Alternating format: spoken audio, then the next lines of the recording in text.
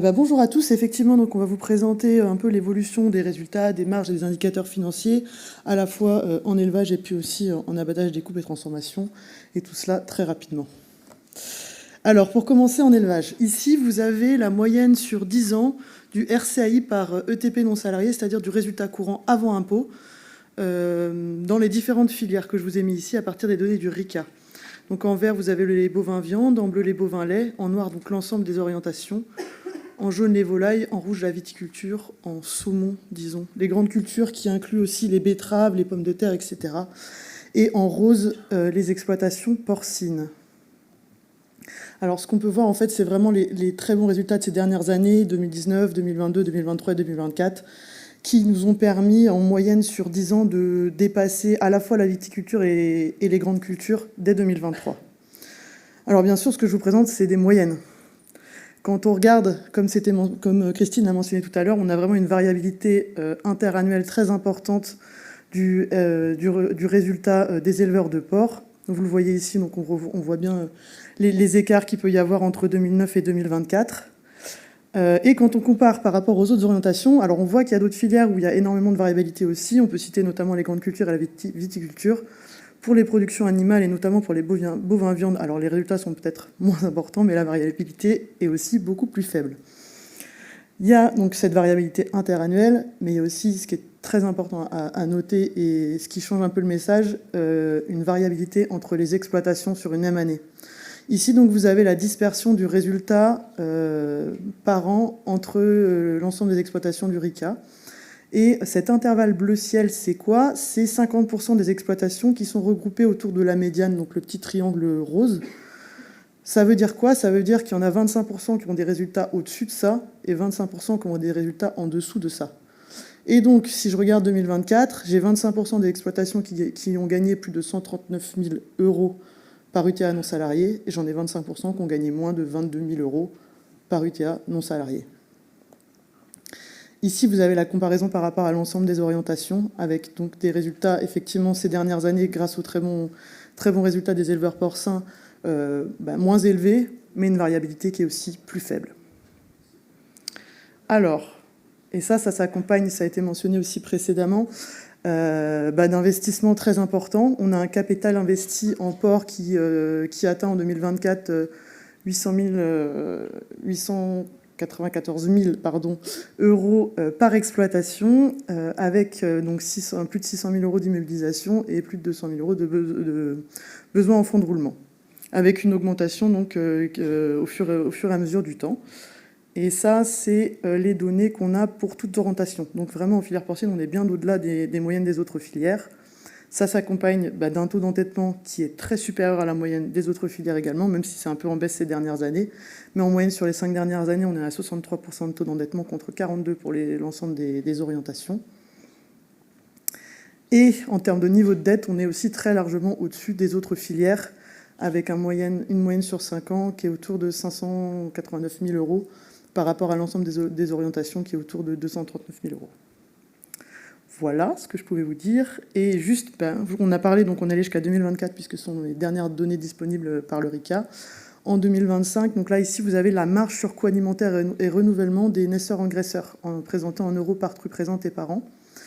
Et donc, jusqu'à mi-2025 et même début d'automne, on avait une marge qui restait, disons, intéressante. Et c'est vrai qu'avec la baisse des prix du porc de ces derniers mois, on a une marge qui là, aujourd'hui, a bien chuté.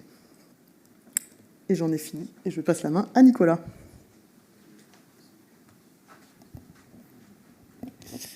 Alors, en abattage, découpe et transformation, quelle situation économique, quels sont les résultats et quels indicateurs économiques nous intéressent? Alors, premièrement, en abattage découpe, le premier poste de coût des abatteurs et des découpeurs, ce sont l'achat des porcins, qui représentent 70% du total des charges. Par conséquent, les variations du prix du porc vont avoir un impact assez important sur les résultats du secteur de l'abattage découpe. C'est notamment très visible en 2023 et 2024, où on voit que la part du coût de l'achat des porcins est supérieure, nettement supérieure aux années précédentes, 76% en 2023 et 73% en 2024 sur les 9 premiers mois. Et c'est aussi sur ces années-là que on a eu des prix records sur les porcins. En 2023-2024, c'est aussi des années où les résultats ont été préoccupants pour le secteur de l'abattage des coupes. Les résultats, donc le RCAI, le résultat courant avant impôt, a été négatif en 2023, moins 1,7% du chiffre d'affaires, et en 2024, sur les 9 premiers mois, il est tout juste à 0%. Alors, qui dit compétitivité dit forcément comparaison internationale avec les filières concurrentes européennes, donc Espagne, Danemark, Pays-Bas et Allemagne. Premièrement, sur le premier indicateur de rentabilité, l'excédent brut d'exploitation sur le chiffre d'affaires, en moyenne, sur la période 2018-2023, la France le secteur français de l'abattage des coupes présente une rentabilité plutôt moyenne-basse de 3,4%. Et on a l'Espagne et le Danemark qui présentent des rentabilités beaucoup plus élevées. On peut présenter un autre indicateur qui est le coût du travail, qui est un facteur explicatif assez important de la rentabilité dans le secteur de l'abattage des coupes. Là, la France se situe plutôt à un niveau intermédiaire, autour de 50 000 euros par ETP en 2023. On voit que les Espagnols ont un coût du travail très faible, ce qui explique en grande partie leur bonne performance économique et rentabilité. A contrario, le Danemark a des coûts du travail très élevés, mais compense avec une forte productivité et une bonne automatisation de ces outils d'abattage des coupes. C'est pour ça qu'ils ont une rentabilité globalement supérieure à la moyenne dans la période 2018-2023. Concernant la charcuterie salaison, là, le premier poste de coût, ce sont l'achat des matières premières carnées, qui représente à peu près la moitié du total des charges. Le secteur de la charcuterie salaison, en 2023-2024, il a fait face à 2 années difficiles, notamment en raison de la crise énergétique qui a frappé l'Europe, également de l'inflation, des prix des viandes de porc qui ont augmenté, et puis de la difficulté à répercuter sur les prix de vente, notamment avec des négociations difficiles avec la distribution. Donc en 2022 et 2023, vous pouvez voir sur le graphique à votre gauche que le résultat d'exploitation est beaucoup plus faible que les années précédentes, 1,5% et 1,3%, respectivement en 2022 et 2023. Et puis en 2024, on constate une légère amélioration, un résultat d'exploitation à 2,2%. Alors, pour illustrer un peu cette situation économique et détailler un petit peu plus cette situation économique pour les charcutiers salaisonniers qui s'est quand même dégradée depuis 2022, on peut présenter deux indicateurs. Donc, le premier qui a déjà été évoqué par Madame Lambert, qui nous dit qu'en 2021, 18% des entreprises de charcuterie étaient déficitaires. En 2023, on passe à 30% d'entreprises déficitaires. En 2024, la situation s'améliore un petit peu. On est à 24% d'entreprises déficitaires. Mais parmi les entreprises bénéficiaires, un point aussi à ajouter, c'est qu'on a une bonne partie, un peu plus de 20%, qui présente un bénéfice tout juste entre 0% et 1%. Et donc, on n'est toujours pas en 2024 à un niveau au niveau de 2021, qui était une situation qui est une situation préférable. Deuxième indicateur, c'est le taux d'investissement d'exploitation. En 2021, il était de 27% et il s'est dégradé. Il a reculé en 2023-2024 autour de 18-19%.